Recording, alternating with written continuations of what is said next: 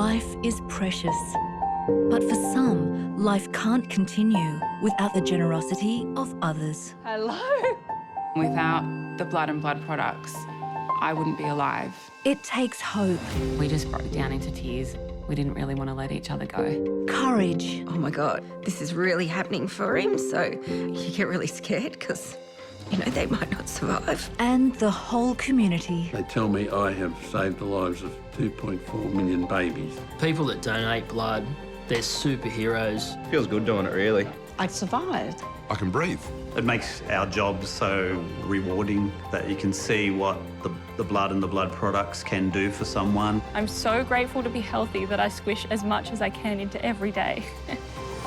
We go behind the scenes with Australian Red Cross Lifeblood to share the heartwarming stories of giving life.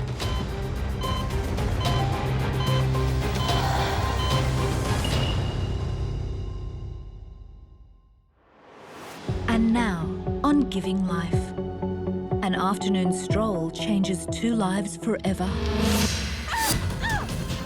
I heard her yell and looked around and saw the snake, which was about 4 feet long. The Lifeblood initiative that gives premature babies the best start. Breast milk is really liquid gold. I believe that milk changed his life.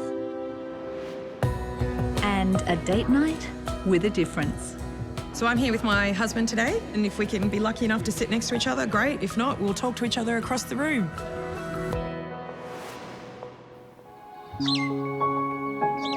Libby and Peter Marrick live near Albury, New South Wales. As retired professionals, they spend their days enjoying their rural property. We've been married for many years. He used to be an obstetrician and gynaecologist. I used to be a language, literacy and numeracy teacher for about 25 years, teaching adults to read and write, basically. Every day here is a joy. Nearly 4 years ago, we came home from a beautiful holiday and we decided that we'd go for a walk. But the path Libby and Peter took on that routine walk 4 years ago changed their lives forever. We were walking along a bitumen road, and I had the dog on the lead in my right hand, and I had Libby's hand in my left hand. She pulled a hand out to walk off the bitumen to look at a daisy. And I started to walk towards it, and I literally took 2 steps, and I stood on a brown snake. I heard her yell and saw the snake, which was about 4 feet long. Of course, the first thing you do is immobilise the patient. Peter grabbed me and sat me down and tried to do something with my ankle that was bitten. Took off my hat, my belt, made a pressure dressing, jumped over a fence of the house on the other side of the road. I'll get the car. And a young man came out and he said he'd take her to Wodonga Emergency. Yeah. There you go. I had no phone, but the next person stopped and said, "Can we help?" And I said, "Yes, give me your phone." So I rang Wodonga Hospital Emergency and said, "It's Dr. Marrick here. My wife, Elizabeth Marrick, has been bitten by a brown snake on her left ankle. I've got a pressure dressing on. Could you please see her when she arrives?" And a young man burnt rubber. He got to the hospital in 10 minutes, but unfortunately, by the time he arrived, she was unconscious.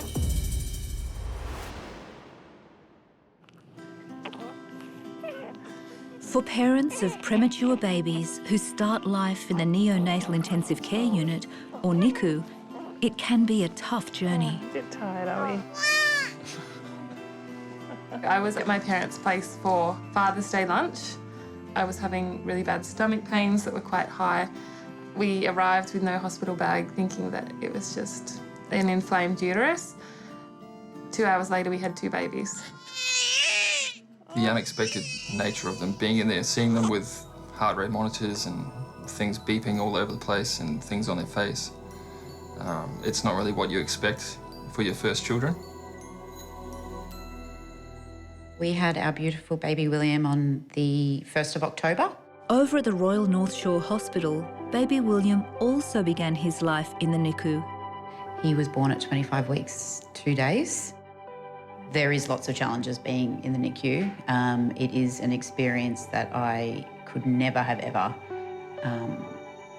imagined or come close to understanding. Him coming so early was a shock, and then, you know, they rush you up to NICU, they put him in a little basket, everything's connected up to him, it's pretty intense. Lifeblood runs a human breast milk donor program to help give premature babies in NICU a healthy start. The patients who qualify for donor breast milk are babies born at less than 32 weeks gestation, 8 weeks early, or when they're less than 1,500 grams. These are so-called very low birth weight babies. It does get pasteurized for safety reasons to avoid infections through the donor breast milk, but a lot of the immunological content is preserved and helps those very tiny and fragile stomachs to tolerate the milk and to defend infections. These categories of babies are at highest risk for either infections or a disease that we call necrotizing enterocolitis, or NEC for short, which is a really nasty disease of the immature gut. It exclusively affects small babies, and we have very good data now to show that donor milk prevents this from happening. Baby William was a recipient of donated breast milk. But like many NICU babies, there was a period when he was not doing so well. He was struggling with his breathing, and that it looked like his lungs were not doing what they were meant to do. I got a phone call to say, you know, they tried everything that they can, and he didn't look to be responding, and there was nothing more they could do.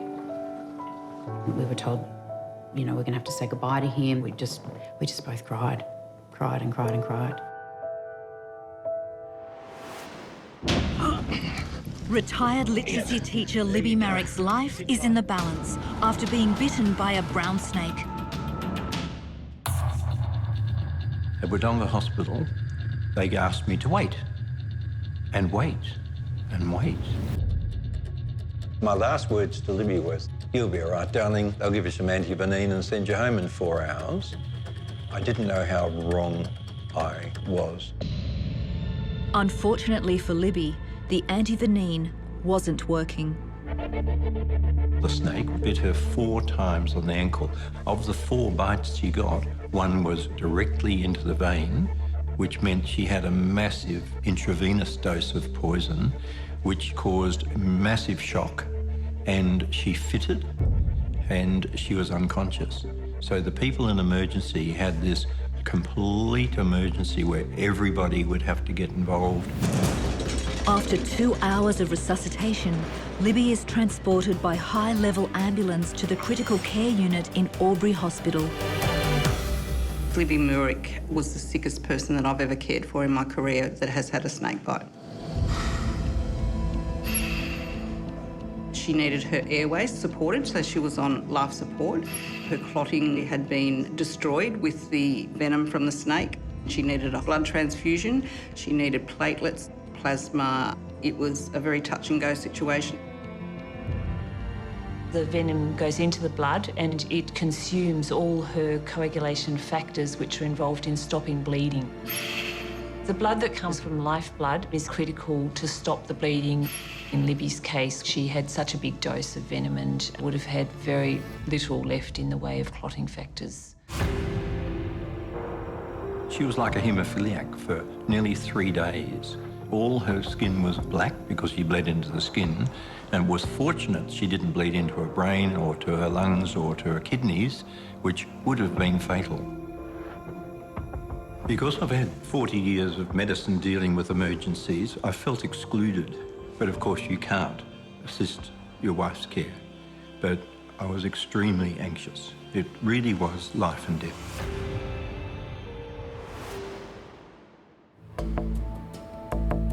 Blood and blood products are used to treat a variety of conditions. For cancer patients, they are life-saving. Blood is essential In cancer, it's revolutionised what we can do in that surgeries just wouldn't be possible without blood. We frequently have to use blood. We try very hard not to, but it is an important part of our work. Sydney accountant Lisa Black is about to find out just how important blood products are. All through my life, I've had really good health. I was one of those people who never took sick days, really never had anything wrong with me. The only time that I'd ever really spent in hospital was when I had kids. Right. Thank you, darling. I had some vague symptoms, nothing really obvious, but I went to my doctor, my GP, and she did a full blood screen, and the blood tests showed some markers that were a bit high. So from there, I went to see a specialist, and we booked in a colonoscopy, and that's when they found the cancer. It was a bit, yeah, awful, I suppose. But yeah, we didn't expect anything bad, yeah. It was put to me that I could have a peritonectomy. So a peritonectomy is an operation where they do a big sort of cut right down your middle, right down the front, open you up, and any cancer that they can see sort of inside, they take it out. They cut it, burn it, scrape it, whatever, take organs out, do whatever to remove it. So peritonectomy HIPEC is a big procedure. It means that we take out all of the disease in the abdomen that's there. And sometimes that's a great deal of disease and could take us 24 hours to do. I mean, it's always scary because you don't know what they're going to find when they open you up. You just don't know, even though they think that it's something relatively small. You just don't know till they get in there what it's going to be like. Feel a bit of pressure coming up his arm again. And I can remember lying outside the theatre room and you just chatting with the anaesthetists, and then, you know, that's it.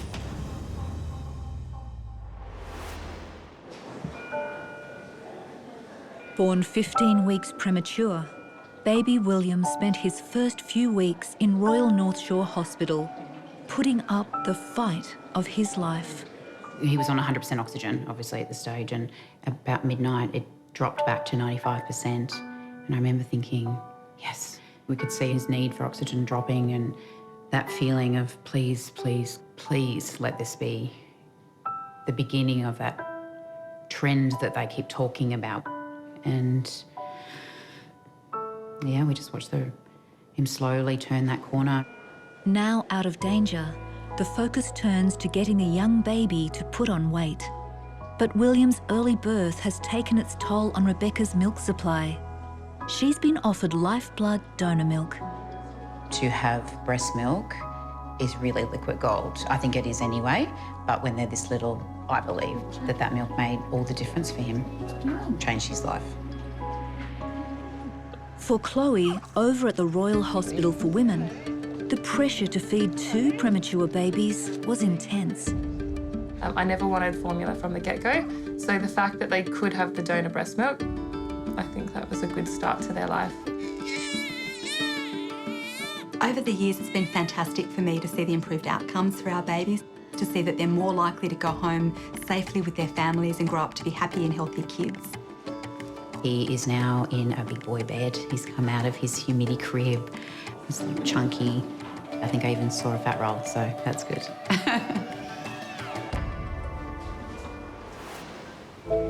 Lisa Black is in surgery at St George Hospital. Doctors are performing a peritonectomy to remove advanced cancer cells from the lining of her stomach. Number 3, please. And the peritonectomy team is expecting major blood loss. The patient we've been operating on today has metastatic colon cancer, bowel cancer that spread to the peritoneum and to the liver. Oh, here's the lump. Although we try very hard to prevent blood loss during surgery is part of it. Forceps, please. and bleeding is an issue. The blood loss in a peritoneectomy is often of a large volume because there's quite a large surface area that's exposed and cut and that is bleeding but slowly. So what we do is when I start to pick up on the fact that they need blood, I will ask for a certain amount of units to be cross-matched and I'll specify which type of blood products I need. We've essentially replaced one massive transfusion, one patient's blood volume. So her blood volume, essentially. Lisa's operation is over. After a week recovering in ICU, she's given the all clear to go home. It's great to be back home. It's wonderful. I feel better every day and a little bit more active every day. Pretty amazing, all those beautiful strangers out there donating blood that helps people that they don't even know. You know, it's a wonderful system we have here where people just selflessly donate blood just to help other people.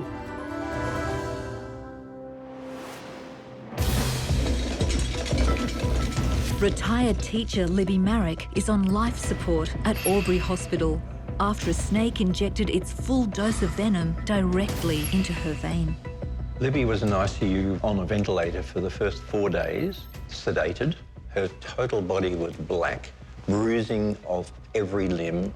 Her clotting system was still not working, and that required lots of extra blood products every day. When she came off the ventilator and opened her eyes, she wasn't taking anything in, she wasn't responding to any commands, she couldn't respond even to squeeze my hand. The CAT scan in emergency showed she had 2 strokes where the brain died. One area was a speech area and the other in the back of the brain called the imbalance area. She was paralysed on the right side of her body and it looked as bad as it could be.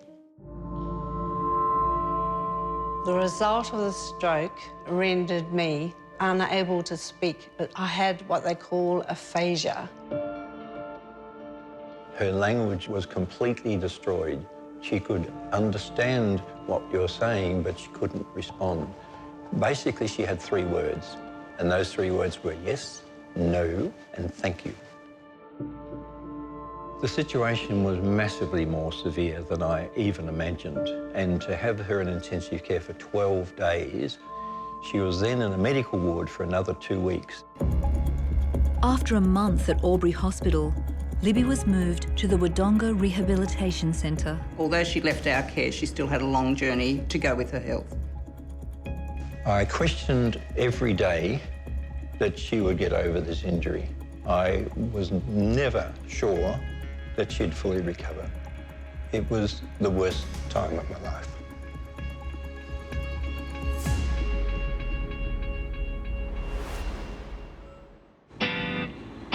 Lifeblood needs people to donate regularly. Ellie and Ryan Evans have come up with a novel way to make sure they keep their appointments. So I'm here with my husband today. We've actually turned it into a bit of a regular date night. So we donate together, we book appointments 15 minutes apart, get in, and if we can be lucky enough to sit next to each other, great. If not, we'll talk to each other across the room. I've already done my Spanish lessons for today. There you go. Yeah. It's a really great atmosphere to walk into because you're always greeted with a smile. It's a very easy process. Thank you. You get a lime milkshake, and everyone's really lovely and welcoming. It's really fun. I roped Ryan into it when a good friend of mine and colleague of mine was receiving regular blood transfusions as part of a cancer treatment of hers. And I said, good, okay. That's given me the boot up the bum that I needed to get back into regular donating. And I figured if I roped Ryan in along with me, then we'd get ahead of the game. Oh, thank you. And we've encouraged so many friends to come along with us. And they say, what's that like? I've always thought about donating blood. And I was like, we'll get them down. For some reason, there's just this blockage in people's minds that they just can't get over that first hurdle. But then they do, and they say, there's no big fuss. Come on down, and they have fun. For Ellie and Ryan, it's quality time that can mean quality of life for someone in need. See you guys. So if you're thinking about donating, just go and do it. And take someone with you. Snakebite victim Libby Marek is at Wodonga Rehabilitation Centre after a stroke left her unable to walk or speak. In rehab in Wodonga, they start from scratch. The first thing they asked me was to write a list of the names of the family because she didn't know my name. She didn't know her daughter's name.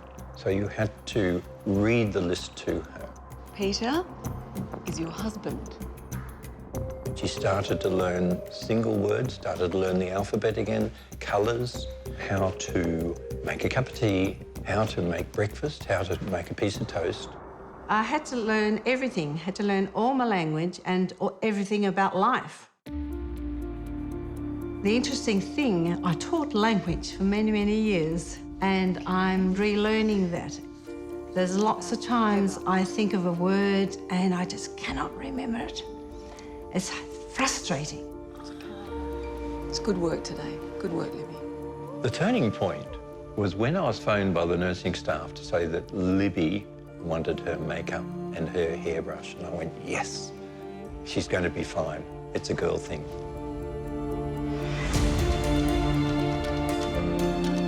Peter took me one afternoon to my house for the first time, and I looked at this place and I thought, this is a bit familiar.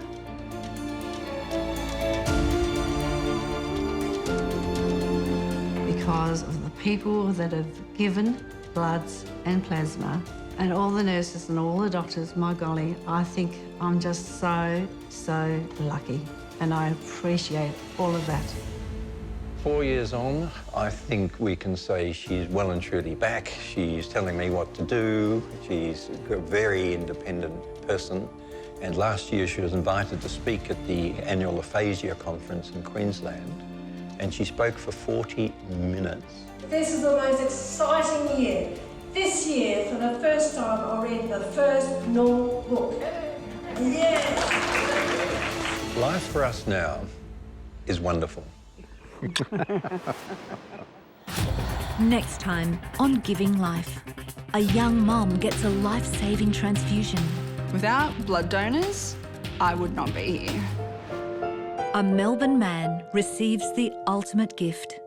The very best birthday present I think I've ever had is a new lung. Come on. And a special group of survivors giving back. In Bike Club, the first rule of Bike Club is you talk about Bike Club.